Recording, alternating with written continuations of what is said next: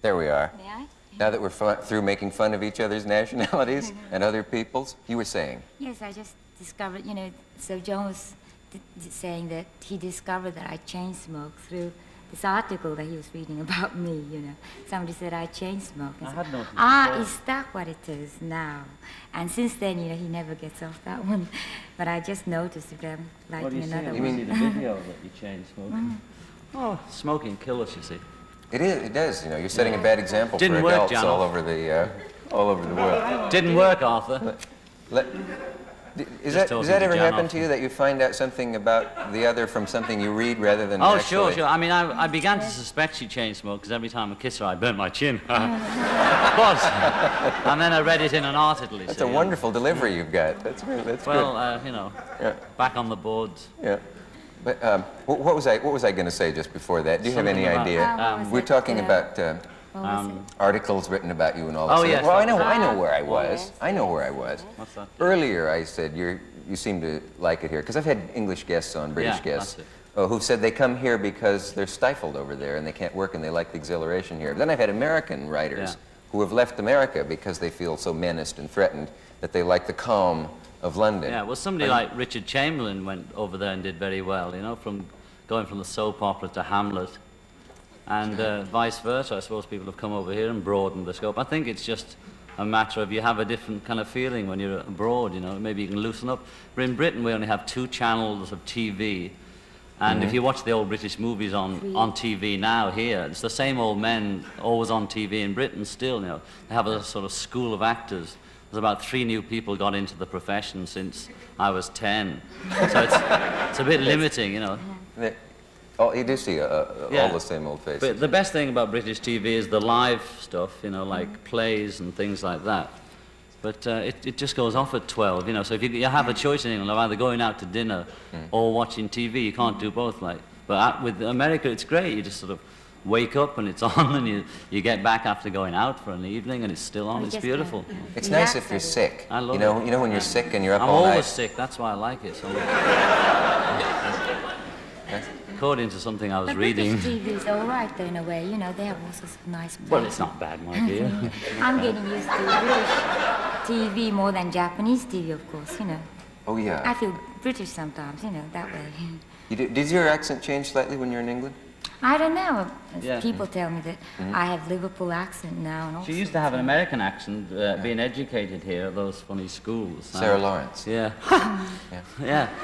And it's a funny place, isn't it? I was there.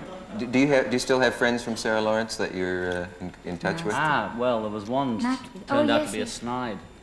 Tell him about that. A snide? No, well, you see, a classmate of mine, sort of about 2 years ago, that was when we weren't really that famous that we were together, but we were just the first article in America on us both since we got together. It was very important for me, actually, because I was introduced to America through that article, and she was a classmate of mine, so I thought, oh, that's nice. So she came, and I thought, well, you know, since we are friends, so I should cook for her and all that, and I made a nice lunch for her. And then she wrote that, what was it? She said Yoko looked fat like an old witch cooking. She was 9 months pregnant and just had a miscarriage. And that I resembled Ernest Borgnine, you know. Well, you can see that she doesn't. And that was this old pal that had sneaked in to see us. You do like Ernest Borgnine? No, I just want to say Betty Rollins' legs. Was it Betty Rollin who wrote the article? Oh. Good old Betty, old pal of Yoko's. Yeah. Betty Rollins' legs. She says something about Betty Rollins' legs. Okay, I think we can leave that one out. It's silly to be so bitter, isn't it? Oh, yes, there's something about her legs. I never noticed anything wrong with her legs when I was married to her. Did you? You weren't looking, obviously. No. She kept them long skirts on all the time. I was never.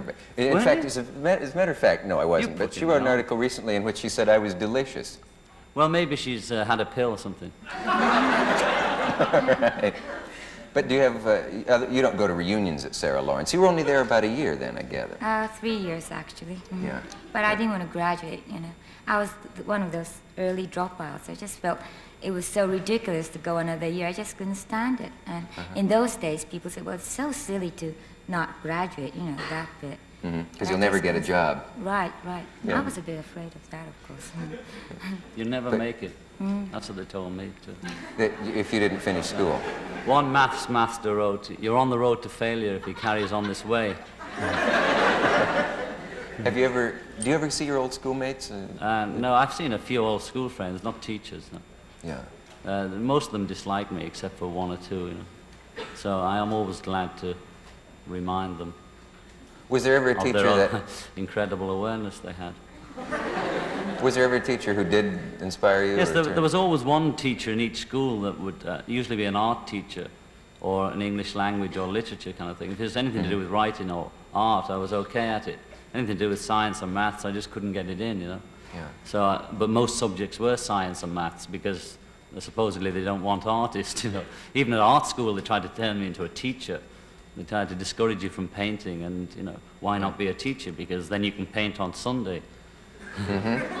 I decided against it.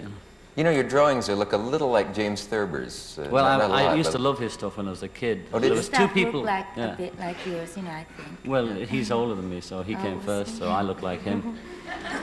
I used to read those stuff when I was a kid. Three people I was very keen on: Lewis Carroll, Alice in Wonderland, Thurber, and an English drawer, or whatever you call him, called Ronald Searle. Ronald Searle. Oh, we get him over here. Yeah, so when I was about 11, I was turned on to those three.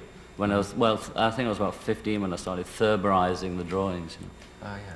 Oh, yeah. Oh, yes. That was my imitation of Nigel Bruce, one of your actors. I saw. Oh, really, Holmes? Remember he played Watson in the Sherlock Holmes movies? Yes. Oh, really, Holmes?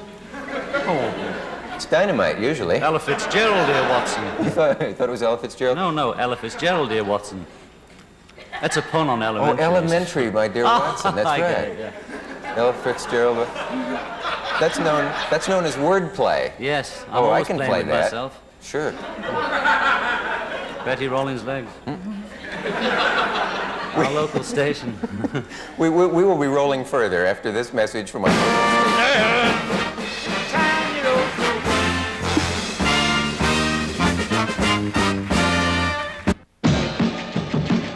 Good evening from ABC News headquarters in Washington. I'm Howard K. Smith.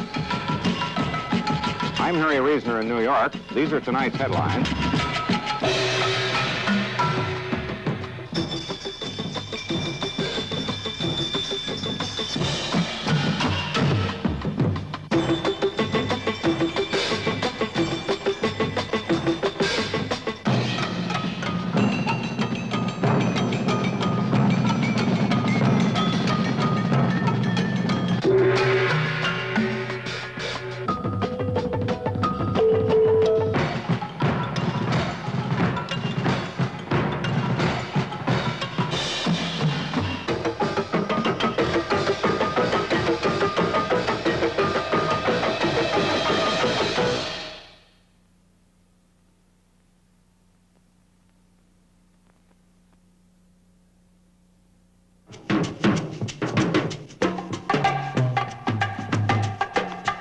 ABC Sports brings you the action, pageantry, and thrills of collegiate football.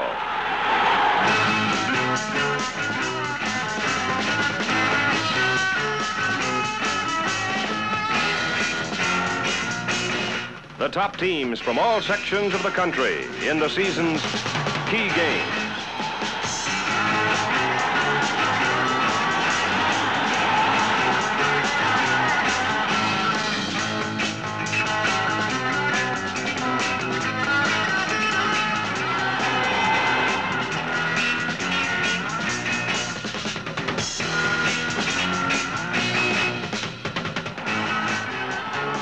NCAA football every week on ABC.